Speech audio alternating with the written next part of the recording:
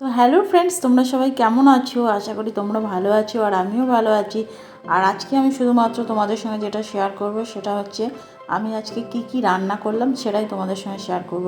তো এখন কদিন যাচ্ছে আমি সকাল সকাল রান্না করে নিচ্ছি, কারণ ওদিকে দোকানের দিকে আমাকে একটু যেতে হয়, কারণ তোমাদের দাদাভাই একটু যদি অন্য কাজে বেরোয় তো সেই সময়টা আমি একটু দোকানের দিকে যাই। তো আজকে যেটা রান্না করেছিলাম কলমি শাক ভাজা, আর বাপের বাড়িতে গিয়েছিলাম সেখান থেকে কিছুটা বিটুলি নিয়ে এসেছিলাম, পুঁই বিটুলি, সেটাই আলু দিয়ে বড়ি দিয়ে ভাজা করছি। আর ঘরে ছিল কিছুটা পেঁয়াজ কলি, তো পেঁয়াজ কলিটাও আজকে ভাজা করে ফেলেছি।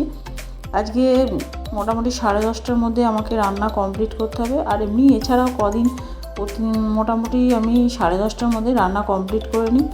আর পেঁয়াজ কলিও ভাজা বসিয়ে দিয়েছি, আর তোমরা দেখতেই পাচ্ছ, কারণ এটাতে আমি একটু আগে বিটুলি ভাজছিলাম, কিন্তু মোটামুটি সব তেল ছাড়া, মানে স্লাইড এক ফোঁটা তেলে কি তেল ছাড়া করতে হয়, তোমাদের দাদাভাই খাবে, আর সব রান্না তো আলাদা আলাদা করা সম্ভব হয় না, তো সেই কারণে এটা একটু লেগে যাচ্ছিলো। তো আমি সেই কারণে ননস্টিকের কড়াইটাতে বিটুলিটা ঢেলে নিয়ে এটাতে আমি পেঁয়াজ কলি ভাজাটা বসিয়ে। আর এবছর গাছের যে এঁচড় হয়েছে প্রথম, তো সেখান থেকে একটা এঁচড় কেটে ঘরে কিছুটা চিংড়ি মাছ ছিল সেটা দিয়ে এঁচড় চিংড়ি করলাম।